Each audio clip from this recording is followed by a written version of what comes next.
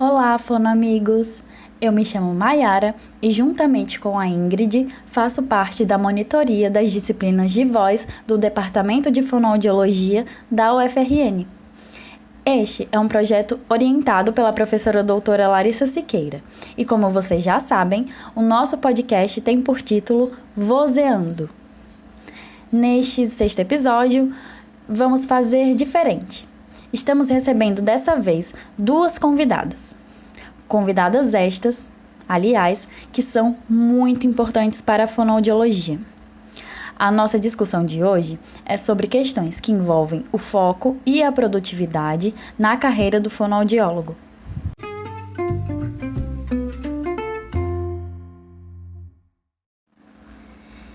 E a primeira convidada que iremos apresentar é a doutora Mara Belal. Atualmente ela é diretora do Centro de Estudos da Voz, que é o CEV, e, dentre outras coisas, ela já recebeu mais de 100 prêmios científicos, menções honrosas e honrarias de sociedades científicas nacionais e até internacionais. A segunda convidada é a doutora Vanessa Weiss, que atualmente é professora do Departamento de Fonoaudiologia da Universidade de Brasília.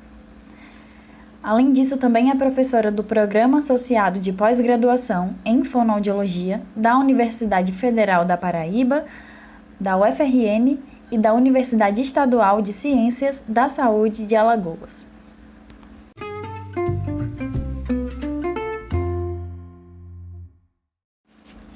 Pense há quanto tempo você vem adiando. Representa uma das frases do imperador filósofo Marco Aurélio, conhecido como o Sábio. E quem iria pensar que esse mesmo pensamento da antiguidade clássica se aplicaria à discussão de hoje?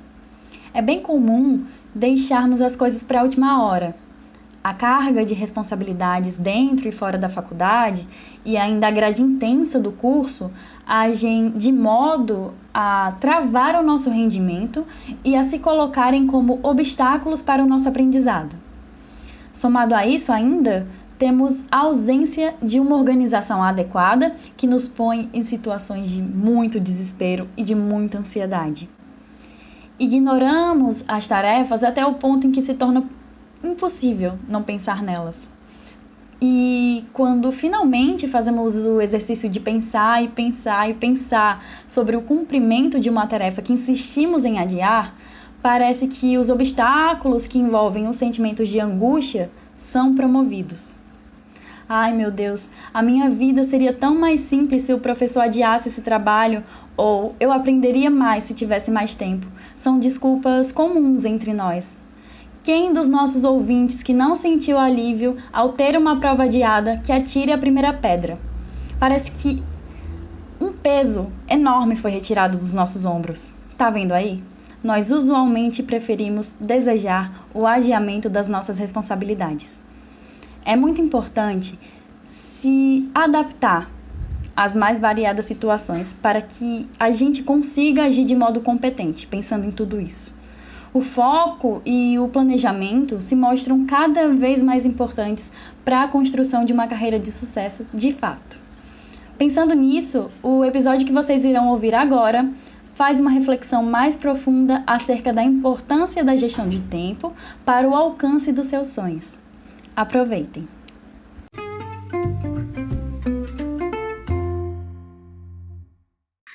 Antes de tudo, né, eu quero agradecer as senhoras por terem aceitado o convite. É assim uma imensa alegria receber vocês aqui. É uma honra receber figuras tão importantes para a fonoaudiologia. Vocês são referências para a gente. A gente estuda os livros de vocês, os artigos que vocês publicam. É incrível. Assim, eu não consigo nem descrever a felicidade que é poder encontrar com vocês. É uma grande oportunidade estar aqui hoje. É uma E aí, felicidade antes enorme para nós, tá? Porque o que mais nós queremos é incentivar as próximas gerações, não é, Vanessa? Com certeza, para a gente é uma honra poder falar com vocês e falar um pouco de produtividade, pensando desde o pessoal que ainda está durante a graduação, que eu acho que é um momento crucial para você já iniciar o planejamento da sua carreira. Muito obrigada pela oportunidade e pelo convite. Bom, vamos lá. Primeira pergunta. Com o fim da pandemia, a volta para o presencial e a retomada de atividades também acabaram se tornando aspectos bem diferentes da nossa rotina, né? Caracterizada pelo isolamento social anteriormente. Pensando nesse contexto pós-pandêmico, como as questões associadas ao período atual podem impactar os próximos anos que estão por vir? Vanessa, começa você, minha querida, porque durante a pandemia, o que que a gente fez? A gente disparou vários artigos que estavam ali na gavetinha esperando o nosso tempo, né, Vanessa? Exatamente, Mara. O período pandêmico, ele foi muito bom, na verdade, para a gente em questão de produtividade, porque foi um período que a gente não teve deslocamento, então nós conseguimos utilizar melhor nosso tempo e a nossa agenda. Hoje, a gente já tem que ir readequando algumas tarefas, porque muitas coisas que a gente conseguiu fazer durante esses 2 anos, hoje já não cabe no tempo, pensando que a gente precisa de execução de tarefa e deslocamento. Mas, por outro lado, nós conseguimos adaptar várias tarefas, né? Acho que a Mara pode falar um pouco sobre o atendimento clínico dentro do contexto da universidade também, de orientações, de supervisão, muita coisa a gente consegue hoje fazer online, isso viabiliza muito mais a produtividade e o rendimento das pessoas. E na clínica também, né, Mara? Sim, a pandemia ela foi uma tragédia para o mundo e uma tragédia em dobro para o Brasil, face a todo o contexto que nós vivemos, o contexto desafiador. Mas, até mesmo para nós, professores, não ficarmos deprimidos, nós ficamos com tudo orientando os alunos. Então, nunca orientamos tanto os alunos, nunca eu tive tanto horário de orientação, nunca tantos novos projetos foram desenvolvidos, emplacados. E, como eu disse, várias coisas que estavam na gaveta, esperando um tempinho, nós conseguimos produzir. Então, do ponto de vista de produtividade, foi muito bom. Do ponto de vista clínico, a área de voz, ela conseguiu manter todos os seus atendimentos online. Então, nós descobrimos como gravar no Zoom, descobrimos qual era a melhor forma de mandar o arquivo, fosse para o e-mail, fosse para o WhatsApp, aonde fosse. É claro, a gente sabe que o WhatsApp não é a melhor solução, mas às vezes é a única coisa que o paciente tem, então é o que a gente fazia. Então eu consegui fazer avaliação, desenvolver tratamento e dar alta em pacientes que eu nunca encontrei pessoalmente. E fizemos defesas, né, de doutorado, bancas de qualificação, bancas de mestrado durante a pandemia. Então, a fonoaudiologia, ela mostrou uma força muito grande. E isso ficou muito claro agora no congresso, no recente congresso da Paraíba, que, na verdade, nós vimos o que foi produzido durante a pandemia, né, Vanessa? Exatamente, foi um grande sucesso, porque as pessoas trouxeram muito conhecimento, elas multiplicaram conhecimento, ao mesmo tempo que, na verdade, a ciência mudou muito nesse tempo, então nós começamos a ter lives, uma disponibilidade maior de conhecimento, o próprio podcast, que é uma ideia que vocês têm, né, que é o Vozeando também, é algo que entrou muito em alta, então a gente teve um grande período de tempo de evolução de tecnologias em pouco tempo. Olha, eu assisti tanta live, eu fiz tanto curso interessante, e no auge da pandemia, que para mim teve o desafio duplo, porque eu tive câncer de mama durante a pandemia, eu fiz uma formação em conselheiro de administração, que era um curso que eu dou aula sobre comunicação do conselheiro e fiz a formação, então virei aluna. Teve dias que eu assisti aula deitada, porque eu estava tão embrulhada da químio que não dava. Mas, se eu tivesse que ir presencial, eu não teria ido, eu não teria feito a formação. Eu jamais teria aberto espaço na minha agenda para essa formação. Então, pensando tragédia e vamos deixar de lado, a fonoaudiologia ela rendeu muito nesse período de pandemia. Muito, muito. Nada substitui atendimento presencial. Nada substitui a gente estar em sala de aula ao vivo e em cores, falando com o aluno, conversando, porque é na sala de aula que a gente desenvolve liderança. Mas o Zoom, ele revelou-se um substituto muito bom e nós aprendemos uma coisa importante no Zoom. Não dá para duas pessoas falarem ao mesmo tempo, não dá para interromper o outro. Já no Zoom ou qualquer outra plataforma, né? Por quê? Porque o som ele cai. Então, nós ficamos tão mais educados nas reuniões por Zoom, que foi uma beleza. E tivemos os estrangeiros todos, né, Vanessa, dando curso no Brasil. Tivemos 2 cursos da nossa área de tosse crônica, essa área que a Vanessa é pioneira. 2 estrangeiros que jamais a gente teria dinheiro para trazê-los para o Brasil. E eles não aceitariam dar um curso online se nós não estivéssemos na pandemia. E da mesma forma, a gente também possibilitou essa troca, né, Mari? Então, nós tivemos, por exemplo, dentro do curso de especialização, nós tivemos estrangeiros cursando especialização aqui no Brasil com a gente. Então, é uma troca muito rica também de conhecimento, que é uma viabilidade dessa mudança, né, na nossa forma de trabalho. E como a Mara falou, acho que nós aprendemos, acima de tudo, a usar todas as ferramentas a nosso favor. Então, tem habilidades que a gente consegue trabalhar melhor por uma, tem habilidades que a gente precisa trabalhar melhor presencial, mas a gente consegue fazer um agregado de tecnologias e de ferramentas que tem nos ajudado muito, tanto para a questão de produtividade, quanto para a questão de ensino, quanto para a questão clínica. É isso aí. As senhoras falaram que a pandemia promoveu uma certa produtividade, né, dentro da fonoaudiologia, dentro da profissão, assim, das pesquisas. Eu queria saber, nesse sentido, como vocês definiriam a produtividade? A produtividade, ela está relacionada àquela pessoa que produz muito, mas que não faz com tanta excelência, ou então está relacionada àquela pessoa que produz uma coisa e faz com excelência? Além disso, eu também gostaria de saber quais são os piores erros que uma pessoa que está entrando agora no mercado de trabalho pode cometer. Então, vamos lá. Eu vou dizer para você. As duas coisas são importantes. Produzir muito, mesmo de qualidade ruim, porque você vai melhorando a cada produção. Eu não posso exigir uma produção de excelência se eu não tive uma formação de excelência, se eu não tive um orientador de excelência. Mas, à medida que a gente vai orientando, vai concluindo, vai submetendo para uma revista e vai corrigindo, a gente vai aprendendo. Eu aprendi quando os revisores passaram a corrigir os meus termos. Para vocês terem uma ideia, vocês não têm noção. Gente, eu sou jovem há muito tempo, eu tenho 66 anos, eu me formei com 21. Tá?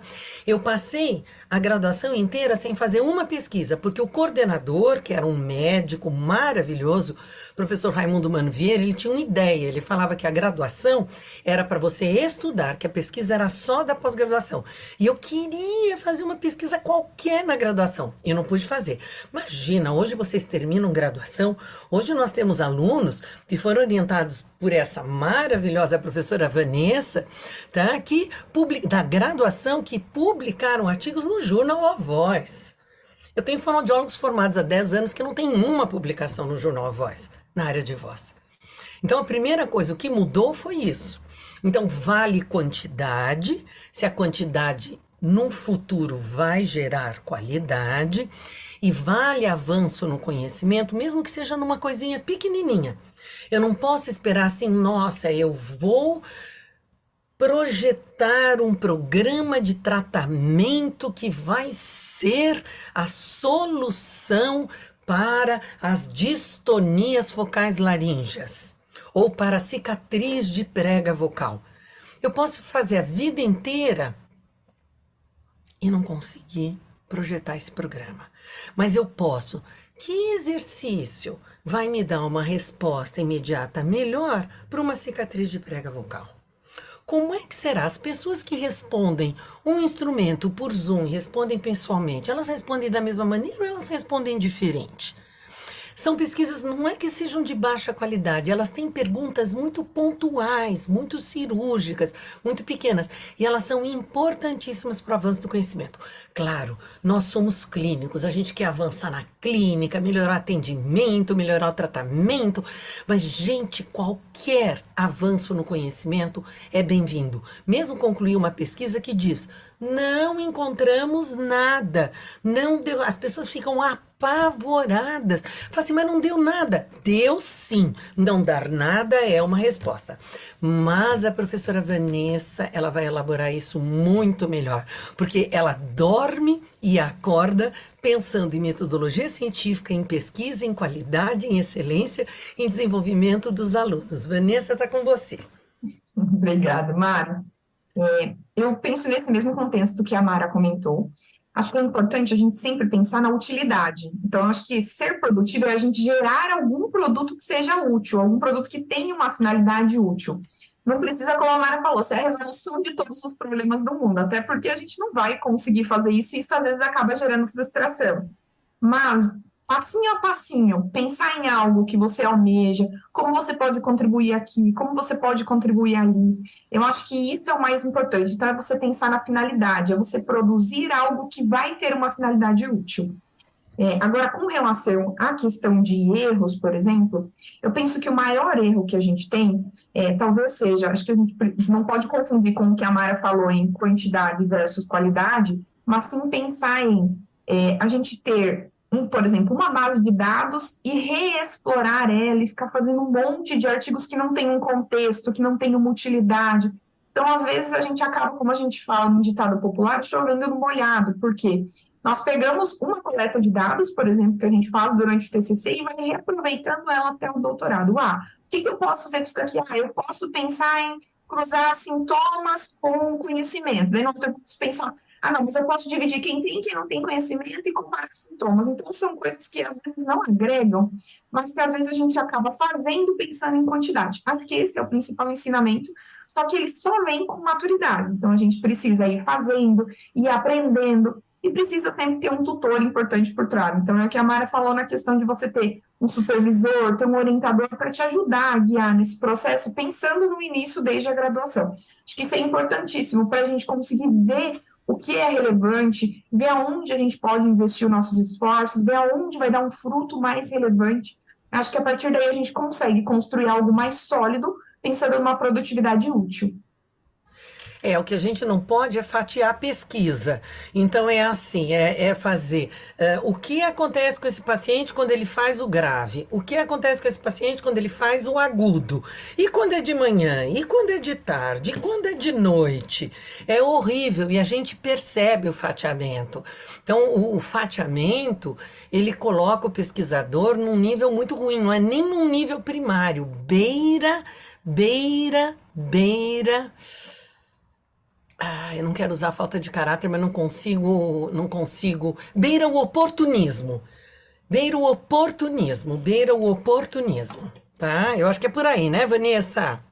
Exatamente. E a gente tem evoluído muito em termos, principalmente pensando em pesquisa, porque antigamente a gente olhava muito para essa questão de quantidade, então as pessoas se preocupavam muito com isso.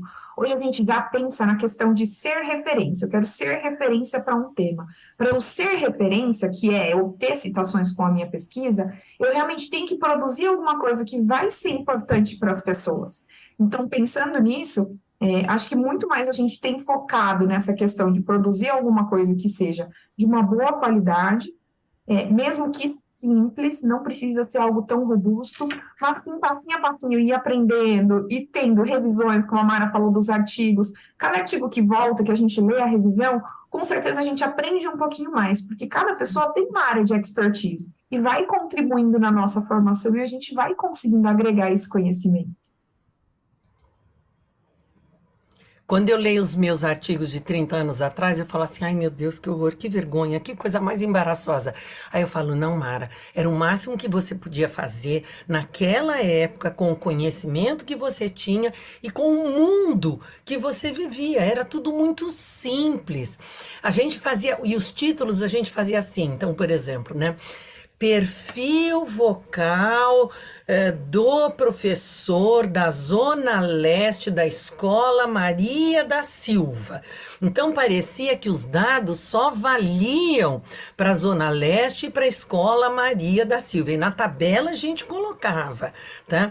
E era perfil vocal de tudo, que geralmente é uma pesquisa muito simples que a gente começa. Então, era perfil vocal do feirante, perfil vocal do religioso, perfil vocal não sei o quê.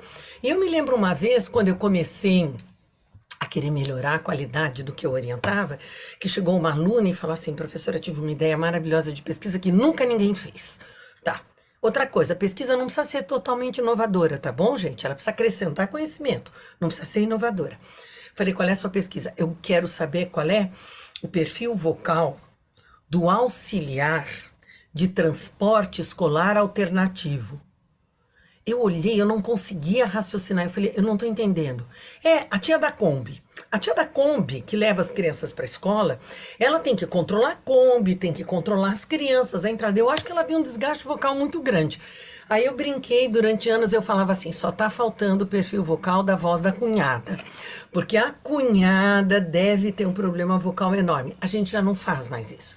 Nós estamos fazendo coisas lindas, nós estamos fazendo alunos ganhando prêmios, concorrendo com gente que tem 30 anos, 40 anos de formado, que é professor de pós-graduação, que concorre com mestrado, com doutorado, com pós-doc, lado a lado. Nós tivemos do nosso grupo um pós-doc que ganhou prêmio junto com alunos da Vanessa. O mesmo prêmio. Mesmo prêmio, gente. Exatamente, Mara. E acho que essa questão é bem importante, né? Eu falo quando a gente joga o nosso nome no Google, né? Quando a gente joga o nosso nome no Google, que é a primeira coisa que os alunos fazem quando eles nos conhecem, uma relação de artigos, né? Eu digo, nossa, eu já sou referência para revisão, mas o primeiro artigo meu que aparece de revisão sistemática é uma metodologia super errada. Aí as pessoas leem e pensam, mas será que é assim que faz uma revisão? Não, não é assim que faz uma revisão. Mas é exatamente esse o processo. Então, a gente vai aprendendo, a gente vai evoluindo. Isso é o normal do aprendizado de cada pessoa. Ninguém nasce sabendo tudo, ninguém nasce conhecendo tudo da fonoaudiologia. Então, a gente para pensar no tempo de carreira que a gente tem. Vocês vão formar agora. Eu tenho 10 anos de formada, a Mara já tem 40 anos de formada. Então, é muito tempo em que a gente vai evoluindo, a gente vai aprendendo, a gente vai reestruturando o conhecimento. E acho que esse é o mais importante, a gente está aberto para realmente fazer essa construção e agregando com pessoas, sejam mais velhas, sejam mais novas, mas pessoas que têm expertise diferente, que têm conhecimento para agregar, para discutir conosco. Acho que isso é muito legal. E sempre pensar que é uma carreira de evolução, que a gente não pode parar no tempo, mas a gente sempre vai aprimorar o nosso trabalho. E partindo, com certeza, da graduação. Acho que hoje a gente tem investido muito mais nisso, como a Ana falou no começo da carreira dela, por exemplo, é só alguém de pós-graduação que poderia fazer uma pesquisa. Quando eu fiz graduação, a Unicentro também era uma universidade nova, na época a gente tinha somente a professora Ana Paula, que era da pesquisa. Então, eu nem era da área de pós, mas eu fui para a área de pós porque eu gostava muito de pesquisa, e a Ana Paula era quem trabalhava com pesquisa dentro da instituição. Hoje você já tem oportunidades, às vezes desde o primeiro ano, estar em uma extensão, estar em uma pesquisa. Então, seja para quem quer trabalhar na clínica, que pode ir já trabalhando com habilidades, para quem quer trabalhar com a parte científica, que pode já ir trabalhando com essas habilidades. Eu acho que tem um nível de oportunidades hoje para quem quer aproveitar realmente para construir a sua carreira.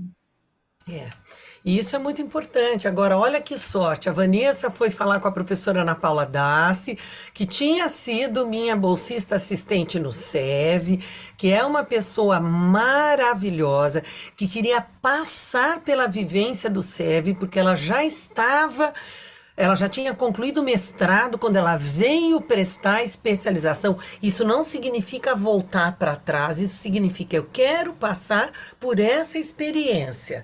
Então ela veio, foi uma bolsista maravilhosa, impecável. A dobradinha dela era o Felipe Moretti, os dois fazendo uma carreira maravilhosa. E aí, professora Ana Paula Dassi faz o quê? Atrai Vanessa, que nem era da voz. Quer dizer, olha a sorte que eu tive, que depois herdei a Vanessa. Maravilhoso, tá? E ela me herdou também, tá? A herança foi mútua ali, nós duas nos herdamos. Mas hoje eu leio as pesquisas que eu fiz, os livros que eu escrevi no começo da minha carreira, eu falo, sou muito grata, porque foi porque eu parti daquilo que eu cheguei a isso hoje. E eu me lembro uma vez quando o professor Sataloff virou para mim e falou assim, você vai ser revisora do Jornal Voz. Eu falei, não. Por quê? Eu falei, porque eu não sei fazer isso. Ele falou assim, exatamente por isso, você vai aprender. Você está publicando artigo, os seus artigos são bons, precisam de ajustes. Os meus 3 primeiros artigos do Jornal Voz, quem corrigiu foi o professor Sataloff. Ele praticamente reescreveu o artigo. Tá? Porque no final eu falei, professor, eu queria saber quem foi o meu revisor do início. Porque eu sou tão grata a essa pessoa, eu queria ter a chance de agradecer. Ele falou, fui eu. Ele sentou e reescreveu, para que ele pudesse passar. Então, sou profundamente grata a isso, né? Então, é claro que ele fala assim, você vai fazer o parecer, não faz mal, não vai ser um parecer ótimo, mas a gente vai botar um outro revisor muito melhor que você, e você vai aprender lendo a revisão do outro. tá? Hoje, os revisores leem as nossas revisões, da Vanessa e minha, tá? E hoje nós somos consideradas as boas revisoras, entre outros colegas, claro. Mas, por exemplo, Vanessa, ela veio sob convite do professor Sataloff, porque nós escrevemos uma carta sobre uma inadequação de um artigo que havia sido publicado. Se ele foi publicado, é porque ele foi aprovado por 2 pareceristas independentes. E mesmo assim, o artigo não era bom. A hora que nós escrevemos mostrando para o professor Sataloff, eu apenas intermediei isso e suavizei algumas palavras da professora Vanessa, porque ela é muito mais brava do que eu, tá? E isso passou, eu falei, professor... Aí ele virou e falou assim, quem é esta moça? Eu falei, essa moça é uma pós-doc, que está comigo. Ele falou assim, eu quero ela de revisora. E hoje ele fala Vanessa, como se ele fosse amigo de escola da Vanessa. Tá? E muitas vezes ele fala, você acha que tem que mandar esse artigo para Vanessa ou não? Tá? Então, isso é que a gente vê, nós aprendemos muito, nós aprendemos simplesmente porque a gente não sabia. Eu fiquei apavorada nas minhas primeiras revisões. E depois virei editora da revista, do jornal da Sociedade Brasileira de Fonoaudiologia e depois da CODES. Né? E foi um trabalho muito bacana, o trabalho de editoria é muito difícil, Vanessa sabe isso. E eu fui sendo treinada pela Mara, na verdade, né? Acho que para a gente chegar nesse ponto, a gente sempre tem que ter um treinamento e um aprimoramento de habilidades, que é o que nós falamos. Então, com certeza, tudo a gente vai aprendendo, também lendo os outros, mas também tendo um mestre que vai nos aprimorando. Então, a Mara sempre fez um treinamento comigo. Então, ela corrigia meus pareceres, dava dica de como fazer os pareceres. E acho que isso é o mais legal para a gente poder ir aprendendo, porque quanto tempo eu ia demorar sozinha, tentando fazer um parecer, para poder chegar nesse nível? Talvez nunca chegasse. Acho que a gente vai aprendendo sempre com o outro, e a gente tem as pessoas gentis na nossa carreira, que acabam, na verdade, sendo um ciclo, né? Então, como a Mara falou, eu fui para a Ana foi aluna da Mara, e assim a gente vai passando para outros alunos que a gente vai tendo, e como vocês, consequentemente, como, por exemplo, com a professora Larissa, que é nossa parceira de pesquisa também, nossa E que amiga é também. uma queridíssima, vocês têm uma sorte enorme em terem a professora Larissa como professora de vocês. Primeiro é que ela é uma pessoa do bem, e isso é importante, sabe por quê? Porque tem gente inteligente que não é tão do bem. E isso atrapalha muito em todas as profissões, não é só na fonoaudiologia, tá? Mas, infelizmente, o primeiro pré-requisito é ser do bem, é caráter, porque isso a gente não consegue treinar. Tá? Segundo, ela teve uma formação impecável e ela tem amor e paixão pelo ensino. Então, vocês têm uma sorte fantástica de terem a professora Larissa com vocês.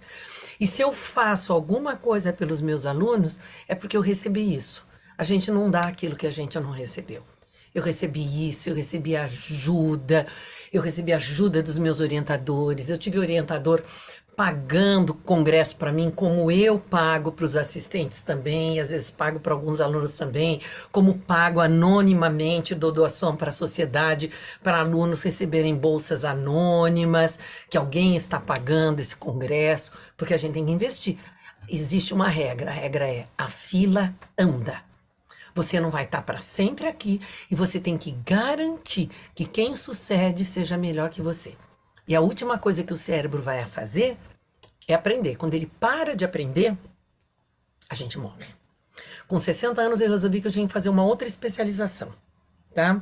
Eu já tinha especialização em otoneuro, em vestibulometria, já tinha especialização em distúrbios da comunicação humana, etc. Eu falei, eu quero fazer uma especialização em dinâmica dos grupos. Eu quero entender como é que as pessoas se agrupam, se formam, decidem normas, depois brigam, os grupos se destroem, e fui procurar uma especialização.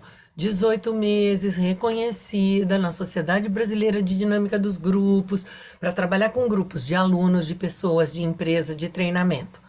Não precisa dizer que eu era a mais velha da sala de aula, tá? E não precisa dizer que o meu grupo foi o primeiro que entregou o TCC, a mono, de especialização. Então, não existe isso. Ah, mas eu tenho que começar agora o mestrado. Não, eu posso começar a hora que der, tá? Eu posso fazer a especialização depois, eu posso fazer mais pra frente, porque às vezes eu tenho uma necessidade de terminar e ganhar um pouco de dinheiro, porque eu tenho dívida para pagar, eu tenho uma coisa de escola para pagar, eu tenho família para ajudar, mas não precisa parar de estudar. Vocês têm hoje a revista Codas, que tem artigos maravilhosos em português e inglês. Se tem dificuldade de ler inglês, é só colocar no tradutor, gente.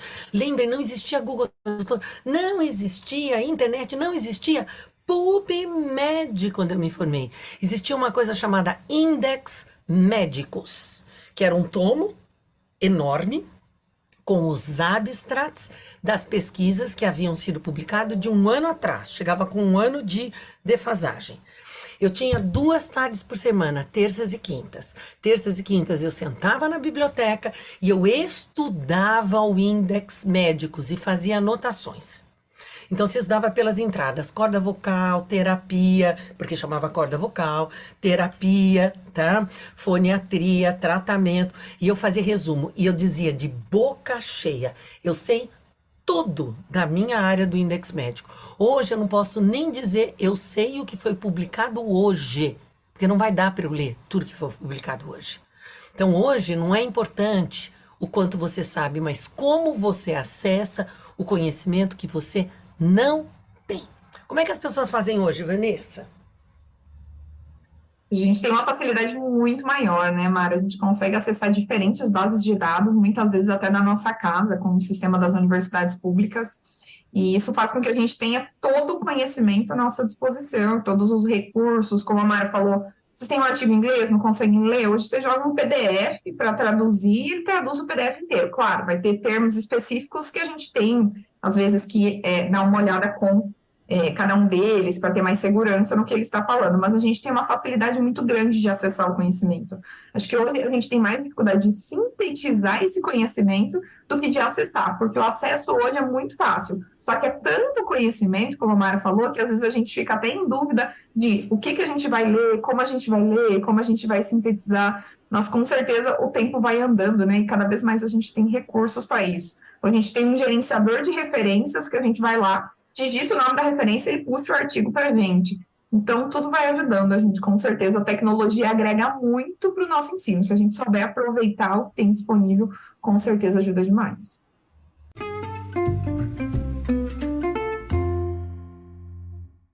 Olá, professora. Só me apresentando rapidamente, eu me chamo Ingrid e estou aqui juntamente com a Mayara, né, nesse projeto de podcast Vozeano, e é um prazer imenso estar falando com as senhoras. Ingrid e Então, Maiara, obrigada. Vocês são muito alegres, vocês têm uma energia ótima. E Vanessa e eu estamos adorando conhecer vocês, tá bom? Tá? o prazer é nosso. Imagina. Então, passando para a próxima pergunta, eu gostaria que as senhoras comentassem sobre algo que marcou as suas carreiras até hoje. Estou pensando na organização do tempo. Houve algum momento específico que marcou a história de vocês na fonoaudiologia? Um momento que ambas pensaram, um bom planejamento me permitiu conquistar esse objetivo hoje. Ou um bom planejamento permitiu com que eu conquistasse esse sonho. Nossa, uau, que planejamento maravilhoso. Vanessa, Mágico. começa você, Vanessa. Muito boa pergunta. Na verdade, quando eu paro para pensar, assim, acho que tem muitas coisas na minha carreira que me orgulham e que eu acredito que se não houvesse esse planejamento, nada seria possível. Então, eu vim de uma universidade pública do interior do Paraná, não tinha tradição, eu tinha uma condição financeira um pouco mais precária. Nós não tínhamos lá nenhuma tradição na área da pesquisa, nenhum aluno tinha saído de lá, ido fazer uma pós-graduação pública, mas eu decidi que eu queria fazer uma pós-graduação porque eu amava a pesquisa.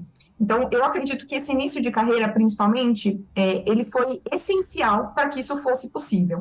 Então, hoje, se alguém me perguntar, mas será que eu consigo fazer um mestrado? Com certeza você consegue.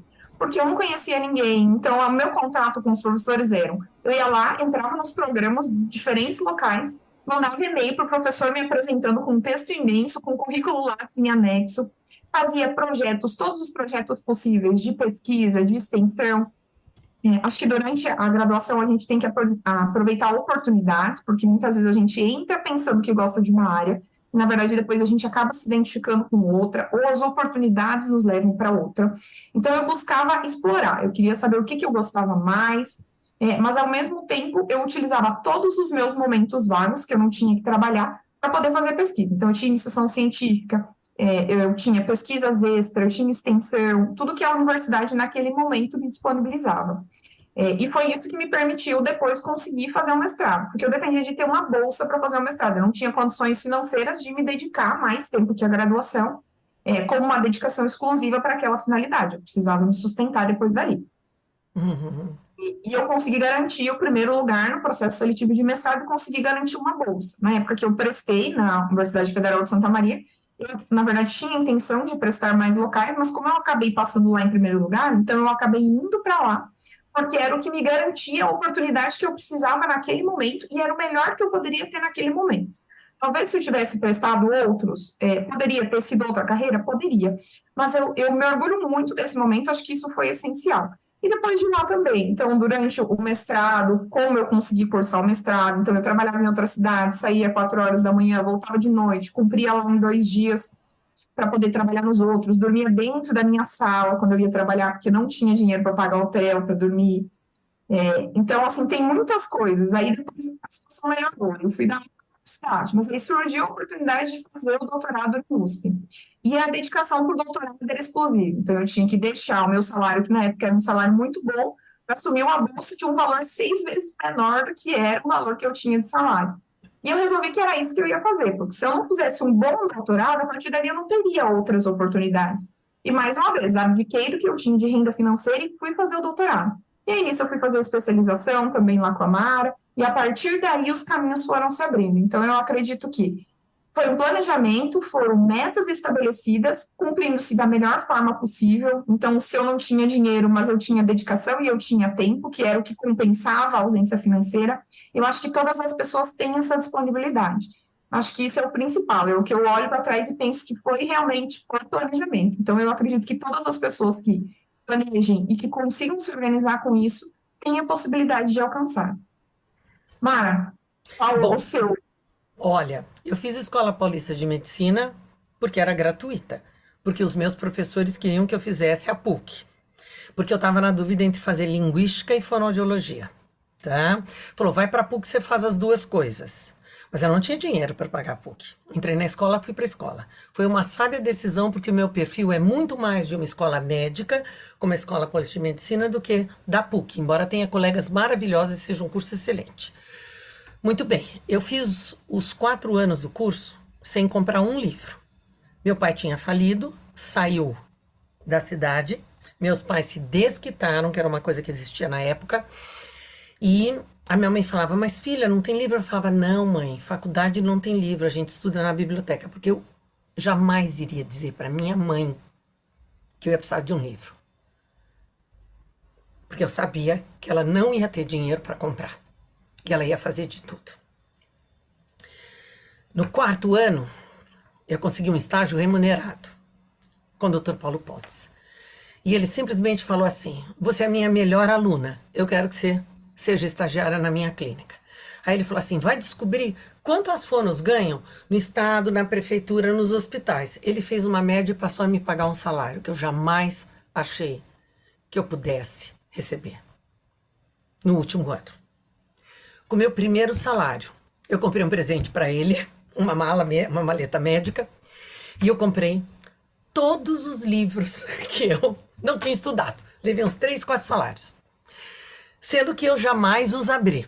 Mas eles estão lá na biblioteca do CEF. Todos os livros da faculdade eu comprei. Tá? Que era quase assim, eu mereço, eu vou me dar os livros, eu vou me dar os livros. Lembrando que não A existe uma senhora coisa... me representou muito agora. É o que eu faria. E lembrando assim, que era uma época que não existia xerox, existia cópia mimeografada. Então não é que eu podia pegar o xerox da biblioteca e xerocar o livro escondido, embora fosse legal. Não, eu ia e eu estudava na biblioteca o tempo inteiro.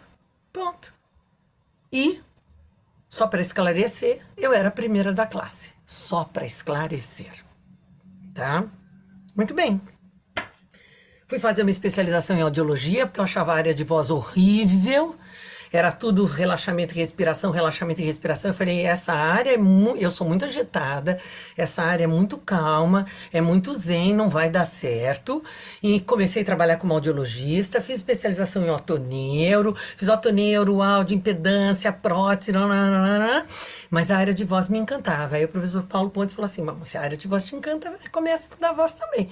Comecei, e aí assim que deu, que eu achei que eu podia sobreviver, larguei a áudio. Adoro a áudio até hoje. Vejo as minhas amigas da áudio e falo, nossa, que gente maravilhosa. Assisto as apresentações de áudio e falo, nossa. E naquela época tinha uma pessoa que era a minha veterana. Eu era caloura da professora Maria Cecília Martinelli, da Unifesp, tá? Que hoje é um grande nome e da CR da aba. E eu olhava e eu falava, meu Deus do céu, quero um dia ser igual a Cecília. Quero um dia ser igual a Cecília. E outras tantas que me ajudaram muito, como a própria professora Cecília Bevilacqua, da FOB da USP. Eu fui estagiária dela 2 anos. Ela me adorava, ela queria que eu fosse para Bauru de qualquer jeito, tá? E entendo que o mais desafiador foi entender, a cada vez que eu sentia restrição financeira, que isso não ia me segurar. Arrumei uma bolsa e fui para o mestrado, em Michigan.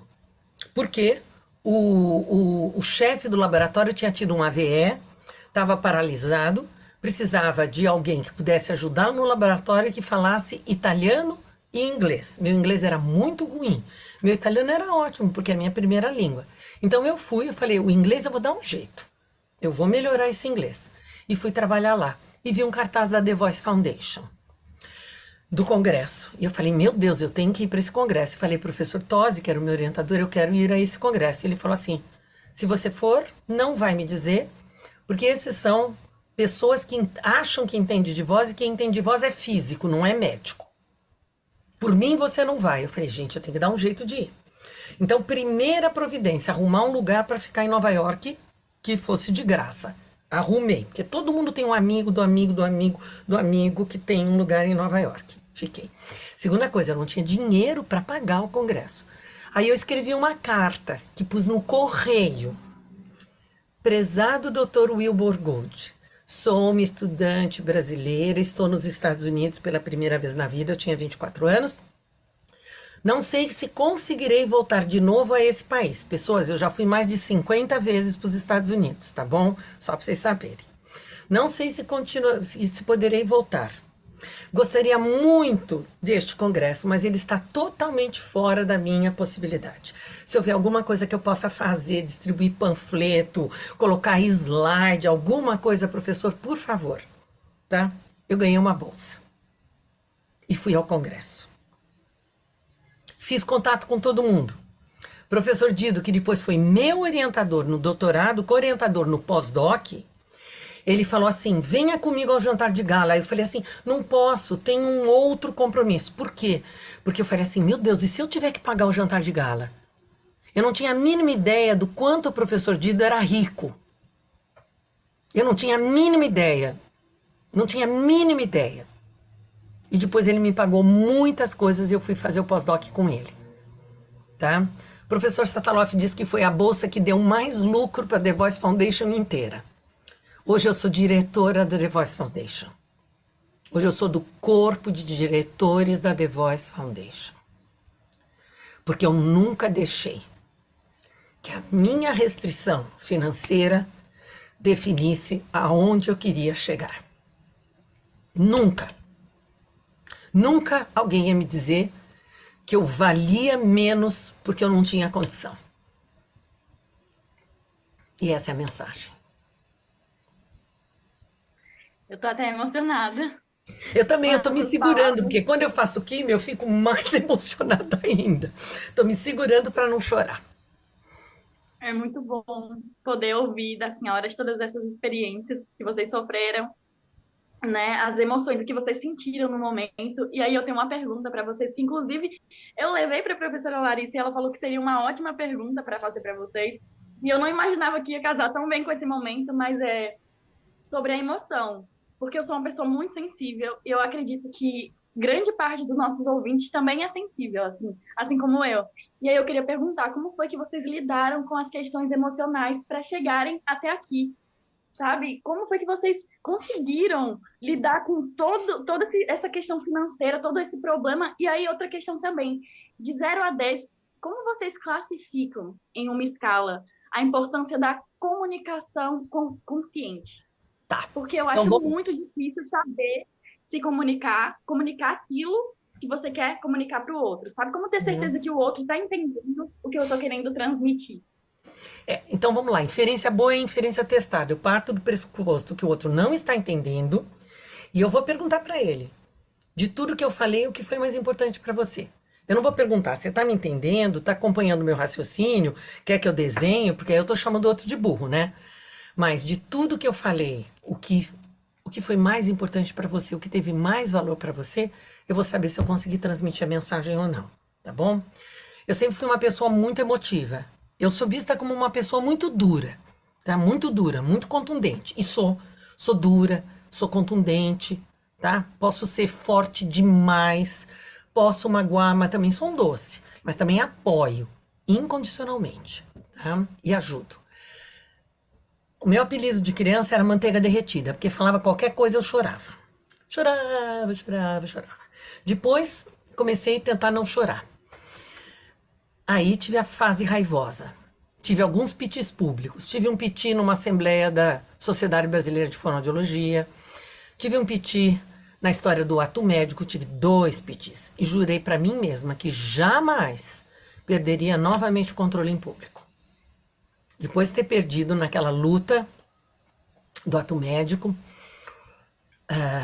porque para mim a fonoaudiologia é uma profissão autônoma, independente, com conhecimento próprio, que não está sob o jugo de nenhuma outra profissão e que trabalha de modo interdependente com todas as outras profissões da saúde e com várias profissões das artes e da pedagogia, tá? Depois que eu tive esses pitis, eu passei a falar, bom, às vezes eu não sou suficiente para me controlar. Então eu viro e falo assim, você está do meu lado, eu percebo que eu tenho chance de me descontrolar nessa situação. Se você perceber que eu começo a falar mais forte, mais agudo, mais rápido, ou Arfa, me dá um toque, me segura. Então quem me segura geralmente nas coisas da sociedade, porque a sociedade para mim é a minha casa, eu vou lá com unhas e dentes, é a professora Fernanda Miranda, Fernanda Adré, do autismo. E é bom, porque quando eu estou irritada na área de voz, ela não está, né? Então ela consegue ver a coisa com distanciamento, ou na assembleia de modo geral, e ela é muito mais controlada que eu. Então eu falo, Fernanda, eu tenho chance de me descontrolar, tá? Do meu lado. Ou a Juliana Algodoal, Ju, tenho chance. Ou Glaucia Madazzi, tenho chance. Então eu lido com a minha emoção pedindo ajuda, dizendo, olha, isso é muito difícil para mim, porque isso fala sobre a fonoaudiologia, eu posso me descontrolar. Então, por favor, me ajuda. Agora, se a gente não tiver emoção, não vale a pena viver. A vida só vale a pena ser vivida com muita emoção, com muito afeto, com muita responsabilidade, com muita competência, com muito amor e com muita habilidade para transformar sofrimento em competência. E essa, para mim, é a definição de resiliência. Resiliência é você sofrer e transformar o seu sofrimento em competência. Vanessa, está com você, linda.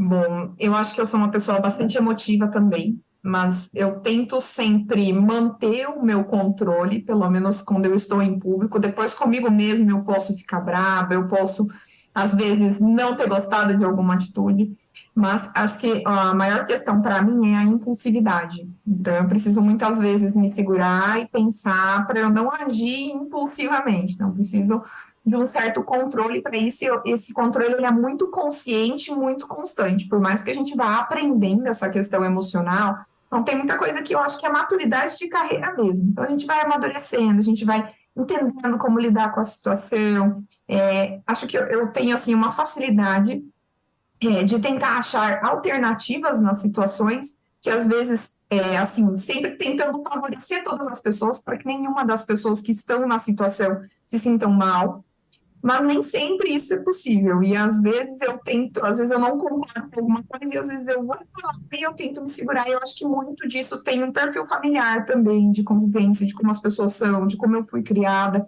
mas eu vejo que profissionalmente eu tenho um controle muito bom, Na vida pessoal, como a vida pessoal é mais livre, às vezes a gente até não precisa de um controle tão grande como a Mara falou. Mas eu não tenho, assim, tanto, assim, os contatos que me ajudam, né? Mas eu comigo. Então, se eu vejo que eu começo a falar muito rápido, se eu vejo que eu começo a ficar um pouco mais estressada, eu paro, eu penso um pouco, e eu tento manter, assim, né, esse certo controle.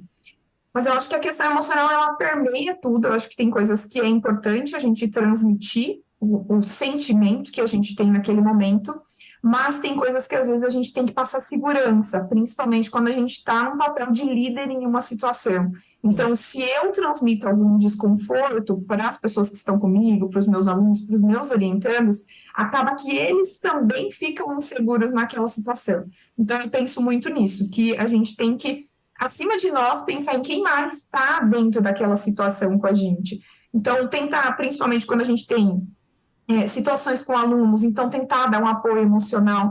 Eu acho que tem muitas coisas que, às vezes, a gente precisa, talvez não só de uma palavra de força, de vai lá, eu acredito em você, mas às vezes precisa de um conforto mesmo. E a gente Claro. precisa, às vezes, ser humano, mesmo sendo dentro da nossa profissão. Acho que essa união, essa junção de uma forma equilibrada, ela faz toda a diferença.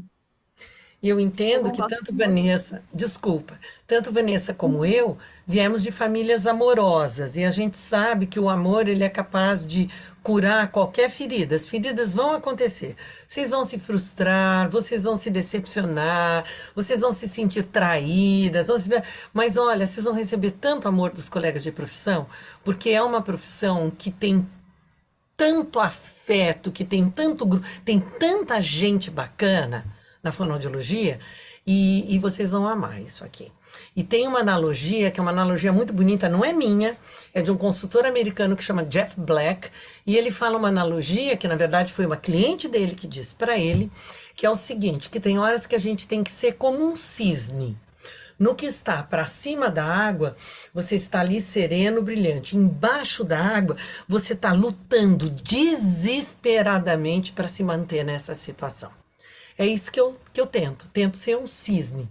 Eu não quero ser o frango mais veloz do mundo, aquele da sadia que corria para um lado de outro, tá? Eu quero ser o cisne. Embaixo eu posso estar me matando, mas em cima, e principalmente quando eu estou com os meus alunos, com as pessoas que dependem de mim, com o meu time, apoiando ao máximo. Porque eu sei também que eles me apoiam. E vocês também apoiam os seus professores. Tá? Saibam disso, que a atitude de vocês ajuda os professores, porque a carreira universitária ela é difícil, muitas vezes ela é ingrata, a política universitária muitas vezes ela não é humana, não representa o melhor do ser humano. Então, quem é oxigênio para os professores de vocês, acima de tudo, tenham certeza, são vocês, tá? Ninguém vai ser professor universitário por causa do salário, tá bom? Tá? Ninguém. As pessoas vão por causa da missão, né? E é muito bonito ver alunos como vocês, reconhecendo a professora de vocês, professora Larissa, e chamando duas pessoas para estarem com vocês nessa live, nesse podcast. Então, olha, beijo para vocês, Ingrid e Maiara, sucesso na carreira de vocês. Contem conosco, com a professora Vanessa aí comigo, naquilo que a gente puder ajudar. Vanessa. Muito obrigada pelo convite, foi uma conversa muito agradável e é muito bom para nós poder ter esse contato com vocês, poder colocar uma sementinha lá que a gente sabe que daqui a um tempo vai render frutos. A gente tem certeza que se vocês estão aqui é porque realmente vocês querem uma fonoaudiologia de qualidade como nós, vocês querem ser os grandes fonoaudiólogos do futuro. Isso é muito importante para nós, não como a Mara falou. Principalmente quem é docente, a gente não faz por financeiro, a gente faz muito mais coisas sem ter nenhum tipo de renda do que realmente tendo uma renda. Então a gente faz por amor. E a retribuição para a gente é ver o sucesso de vocês. Eu acho que hoje o grande diferencial que a gente tem atualmente dentro da fonoaudiologia é a construção em grupo. Então, nós somos pessoas que temos boas relações sociais com os demais e a gente constrói tudo junto. Na época da Mara, nunca vai existir alguém como a Mara.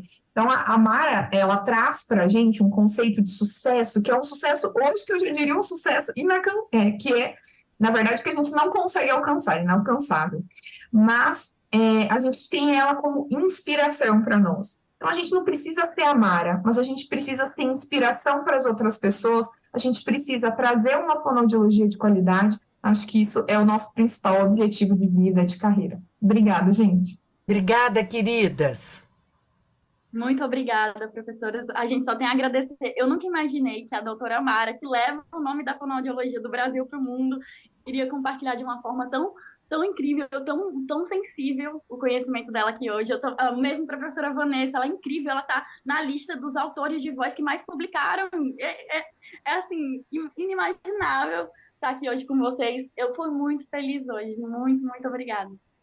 Olha, sucesso para vocês e pensem grande. Pensem grande. O que vocês vão conquistar depende da circunstância, da situação, mas aquilo que vocês pensam depende só de você. Ingrid, querida, fale. Eu queria agradecer o faço das palavras de Maiara as minhas, porque eu realmente também nunca tinha pensado que ia estar frente a frente, né? Com a senhora, a professora doutora Mara, com a professora também, a professora doutora Vanessa. Estou muito feliz. E realmente a sementinha ela foi plantada e, se Deus quiser, vai gerar frutos. Muito obrigada. E olha, Vanessa e eu queremos estar sentados num auditório de um congresso aplaudindo vocês apresentando trabalho. E dizendo, olha que fera, Ingrid e Maiara, tá? E num outro momento eu conto para vocês como eu me senti o dia que disseram que eu ia ser presidente da sociedade da IALP, da Internacional de Fono, tá?